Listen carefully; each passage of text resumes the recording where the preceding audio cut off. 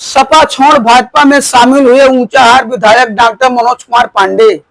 क्या यह सियासी मजबूरी थी या राजनीतिक चाल?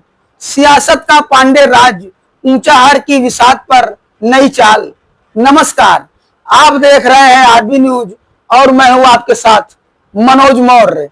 और आज की हमारी सबसे बड़ी रिपोर्ट एक ऐसा नाम जो पिछले एक दशक से रायबरेली की ऊंचाहार विधानसभा की राजनीति का पर्याय बन चुका है। एक ऐसा नेता जो लगातार 3 बार विधायक बना, वर्ष 2017 की मोदी लहर में भी समाजवादी पार्टी की एकमात्र ढाल बना रहा, लेकिन आज वही नेता अब समाजवादी पार्टी नहीं, भारतीय जनता पार्टी का हिस्सा बन चुका है। क्या यह सियासी मजबूरी थी या फिर पांडे जी की व्यक्तिगत राजनीति? क्या बीजेपी उन्हें मंत्री बनाएगी या यह सिर्फ एक सीट हथियाने की कोशिश है? आज की यह स्पेशल रिपोर्ट में हम डॉक्टर मनोज कुमार पांडे की पूरी राजनीति यात्रा, पार्टी से मोह भंग और भाजपा में शामिल होने की वजहों के साथ ही आने वाले पंचायत और विधानसभा चुनावों पर इसका असर भी समझेंगे। ऊंचाहार की जनता के लिए विधायक शब्द लंबे समय से एक ही नाम का पर्याय रहा है, वह है डॉक्टर मनोज कुमार पांडे। वर्ष 2012 में जब पहली बार ऊंचाहार को विधानसभा सीट का दर्जा मिला, तब से अब तक सिर्फ मनोज पांडे ही वहां के विधायक बने। उन्होंने अपनी छवि एक सुलझे हुए ब्राह्मण नेता के तौर पर स्थापित की। न केवल ऊंचाहार बल्कि रोहिनिया, जगतपुर, दिनसा, गौरा और डलमऊ तक उनकी राजनीतिक पकड़ मजबूत रही। वर्ष 2012 में पहली बार ऊंचाहार से चुनाव लड़ा तो सपा की लहर थी।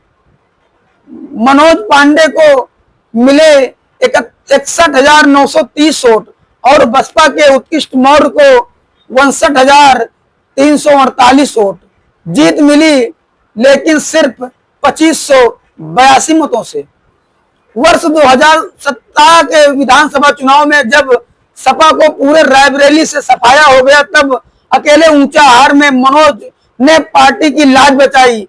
इस बार अंतर और भी कम रहा, मात्र 1934 मत।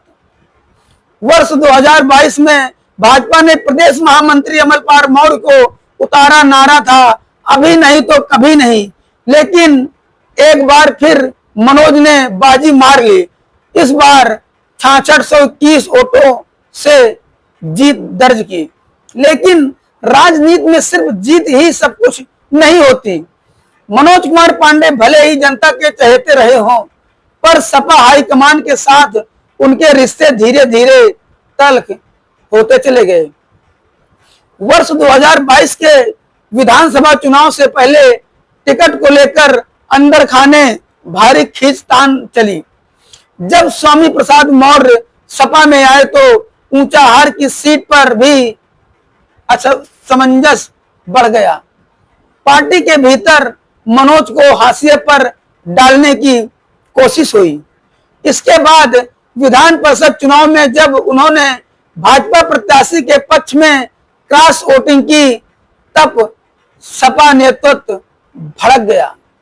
उन्होंने मुख्य सचेतक पद से इस्तीफा भी दे दिया और अब आखिरकार जुलाई 2025 में समाजवादी पार्टी ने उन्हें पार्टी से निकाल दिया, जिसके बाद उन्होंने भाजपा का दामन थाम लिया।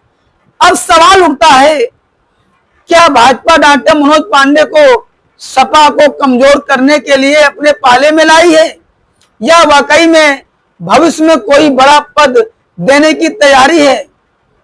भाजपा को ऊंचाहार में लगातार 3 बार हार मिली है। अमरपाल मौर्य जैसे गद्दावर नेता भी मनोज पांडे को हरा नहीं सके।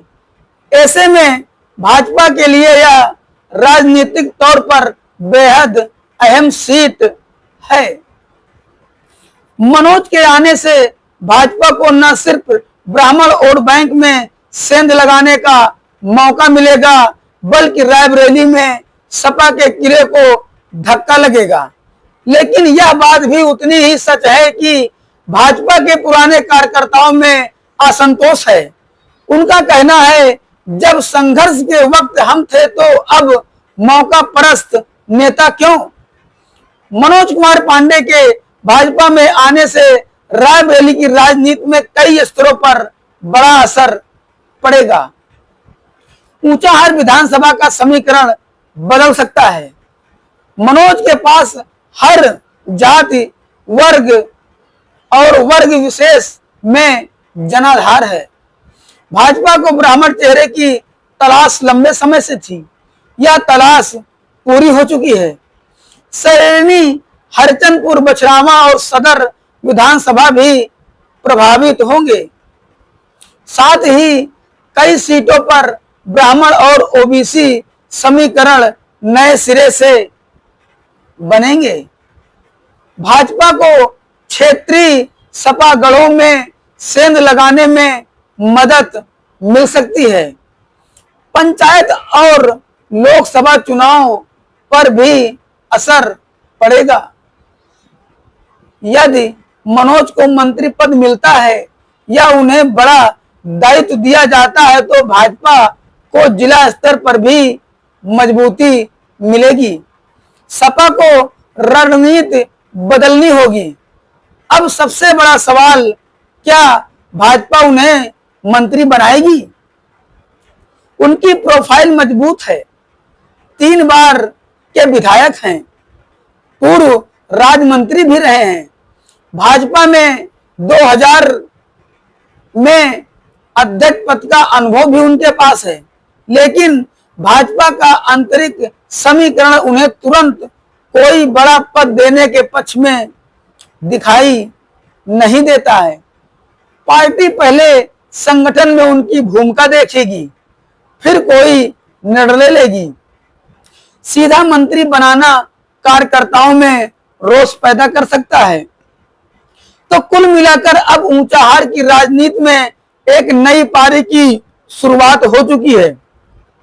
डॉक्टर मनोज कुमार पांडे की सियासत ने करवट ली है, पर वे करवट क्या भाजपा के लिए जीत की सीढ़ी बनेगी या आंतरिक धरणन की कारण बनेगी? भाजपा को मिला एक अनुभवी चेहरा, सपा को लगा बहुत बड़ा झटका, जनता को मिली नई आशा या भ्रम। 2027 का विधानसभा चुनाव अब ऊंचाहार में सिर्फ एक चुनाव नहीं रहेगा। यह प्रतिष्ठा की लड़ाई, भरोसे की परीक्षा और भविष्य की दिशा को भी तय करेगा। हमारी खास रिपोर्ट में आज इतना ही।